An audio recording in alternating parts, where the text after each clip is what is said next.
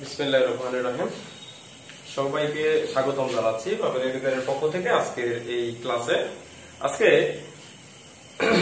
নির্ণায়কের দ্বিতীয় ক্লাস নির্ণায়কের উপরে আমরা আজকে নির্ণায়ক নিয়ে গুরুত্বপূর্ণ কিছু আলোচনা করব। আমার আগের ক্লাসে আমি আলোচনা করছিলাম নির্ণায়কের প্রকারভেদ, নির্ণায়কের সংজ্ঞা, নির্ণায়কের ধারণা এবং নির্ণায়কের যে বেসিক টার্মগুলো ছিল সেই বেসিক টার্মগুলো নিয়ে আমরা আলোচনা করেছিলাম।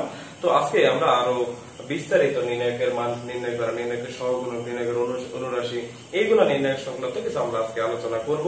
আশা করি আপনারা প্রথম থেকে শেষ পর্যন্ত ভিডিওটা খুব ভালো করে দেখবেন এবং যদি ভিডিওটা দেখেন আশা করি আপনাদের নির্ণায়কের মান বের করা, অনুরাশি এগুলোতে আর কোনো সমস্যা হবে না। তো চলুন শুরু করা যাক আজকের আলোচনা।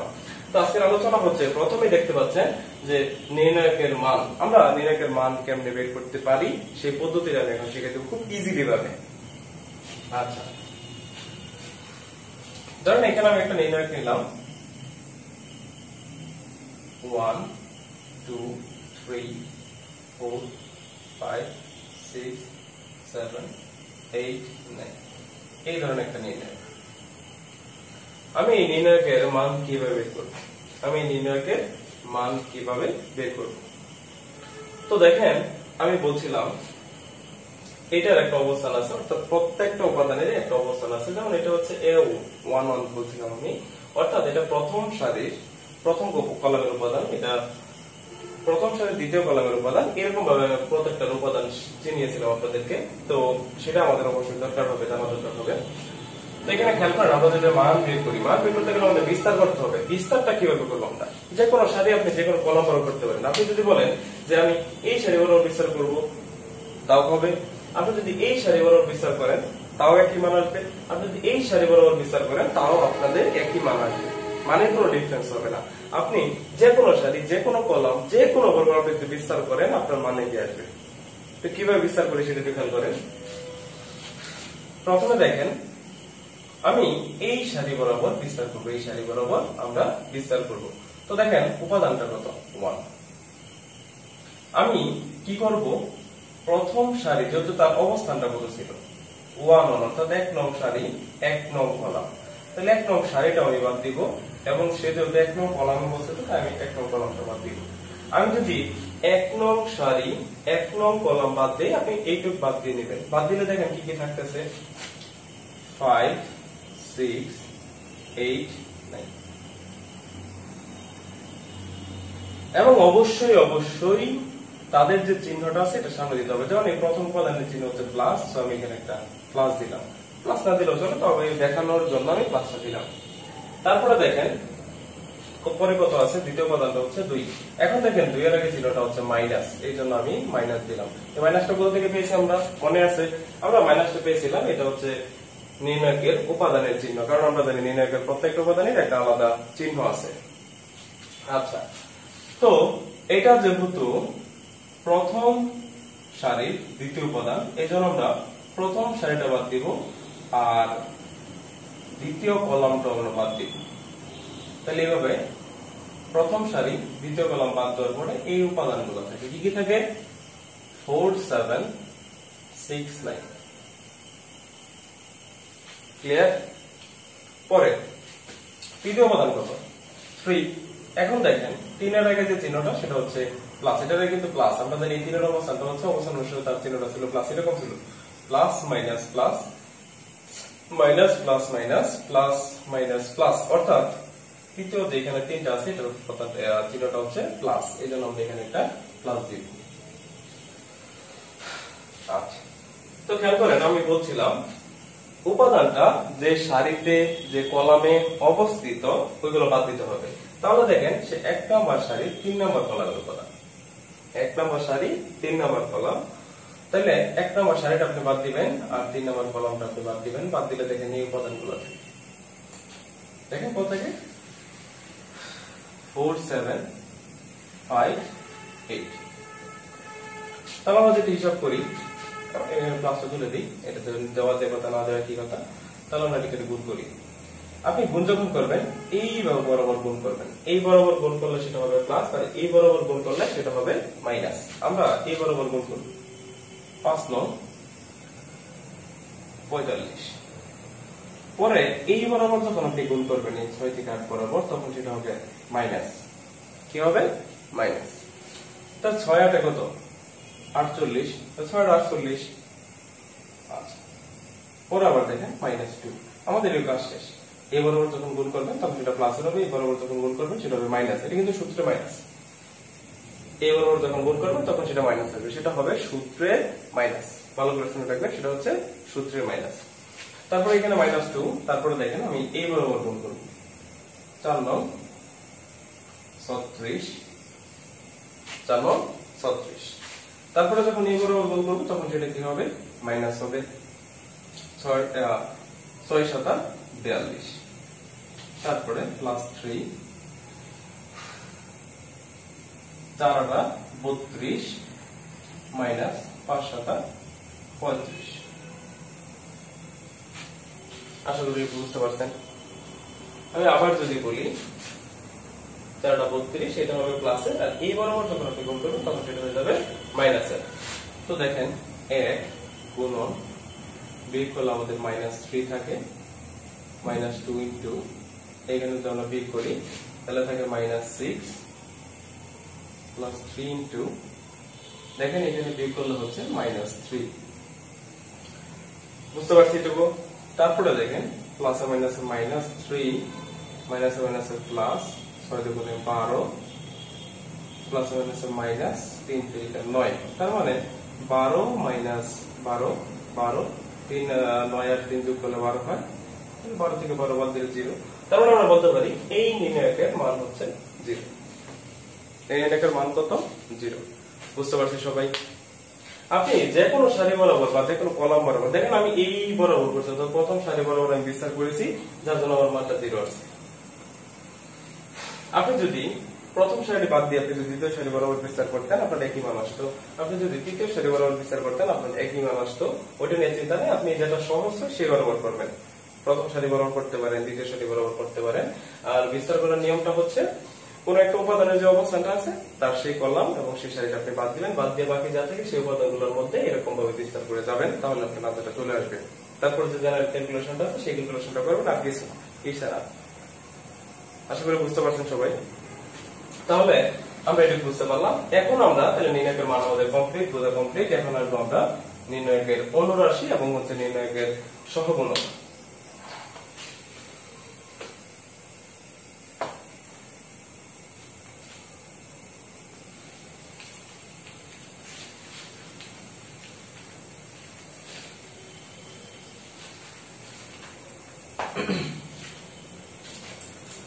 আমি এরকম একটা নির্ণায়ক উপাদানগুলো লিখতে পারি, D E F G H I, এরকম লিখলাম। তাহলে দেখেন এখানে আমি একটা নির্ণায়ক লিখেছি।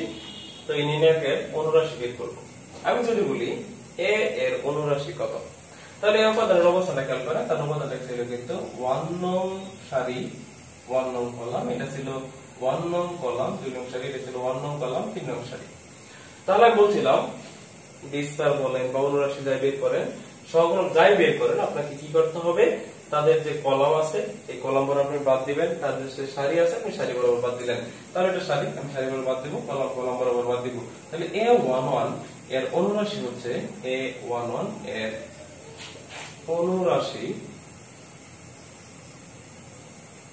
সমান সমান, তাহলে এইটা বাদ দিলেন, তার প্রথম সারি এবং প্রথম কলাম বাদ দিলে এই উপাদানগুলো থাকে। কি কি থাকে দেখেন তো? E F H I. এটা হচ্ছে A11 উপাদানের অনুরাশি।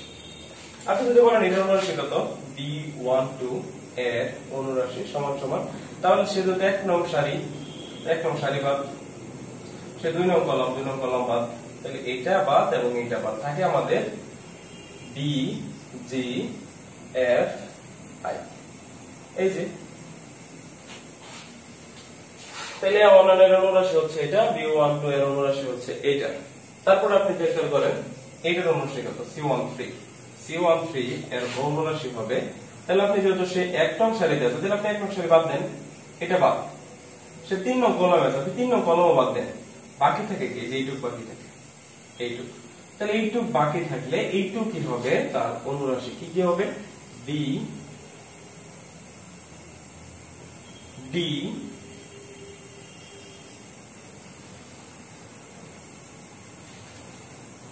ই,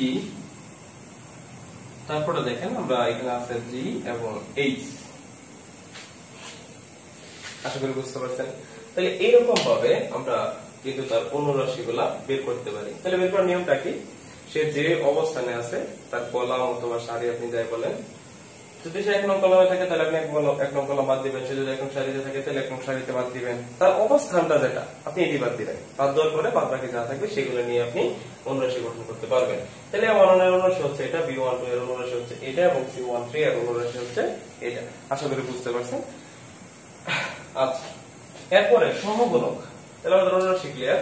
এরপরে আসুন সহগুণক। সহগুণক জিনিসটা কি? সহগুণক জিনিসটা আরো সহজ।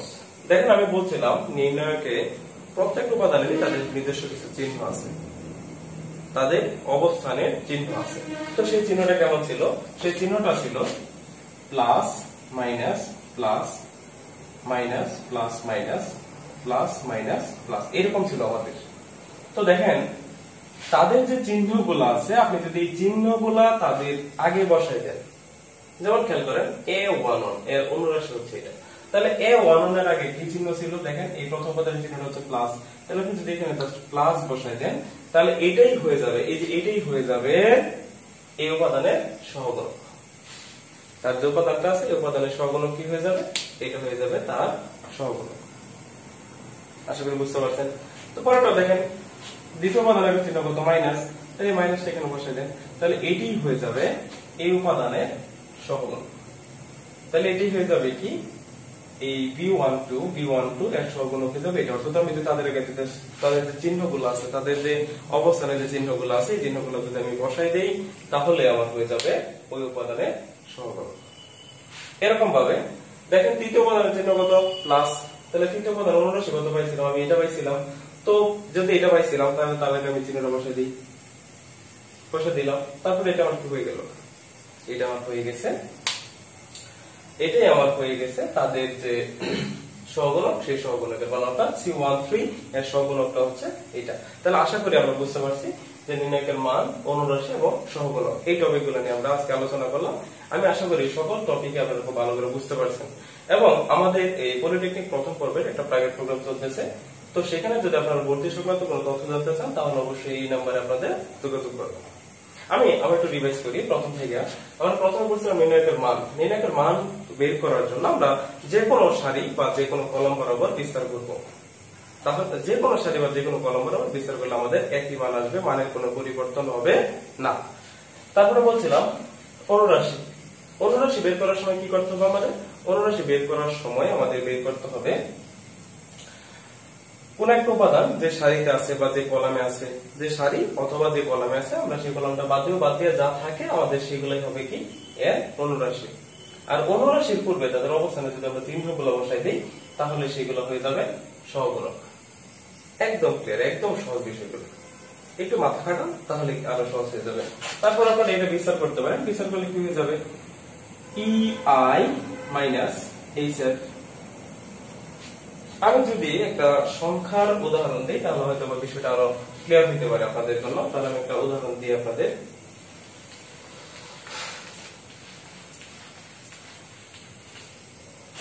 তো দেখেন আমি একটা সংখ্যার উদাহরণ দিতে চাই। এরকম একটা আমরা যদি লিখি 2 3 4 6 1 8 9 2 4, দেখেন তাহলে আমি যদি বলি এই 2 এর অনুরাশি কত, তাহলে 2 এর অনুরাশিটা হবে 2 এর অনুরাশিটা হবে সমান সমান, তাহলে যেহেতু সে প্রথম সারিতে অবস্থিত তাহলে প্রথম সারি বাদ, এবং সে প্রথম কলামে অবস্থিত তাহলে প্রথম কলাম বাদ দিলে আমাদের এই টুক থাকে। কি কি থাকতেছে দেখেন 1 8 2 4। তাহলে এটি হচ্ছে 2 এর অনুরাশি। তাহলে আপনারা বিস্তার করেন, এই বরাবর বলছিলাম গুণ করতে হবে।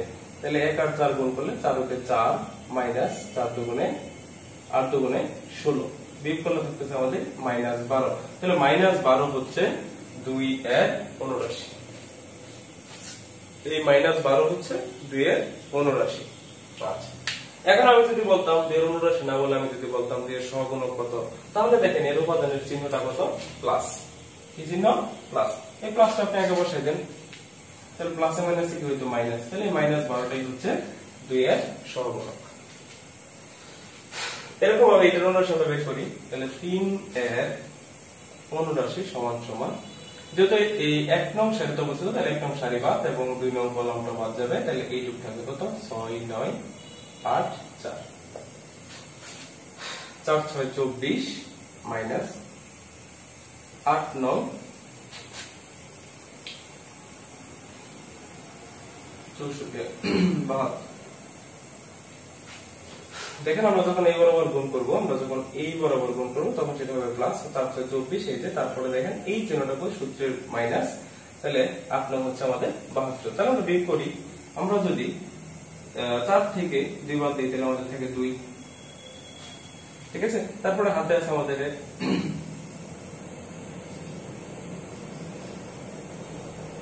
48 থেকে আমাদের মাইনাসে, ঠিক আছে। তাহলে আমাদের এখানে বের করলে থাকতেছে -48।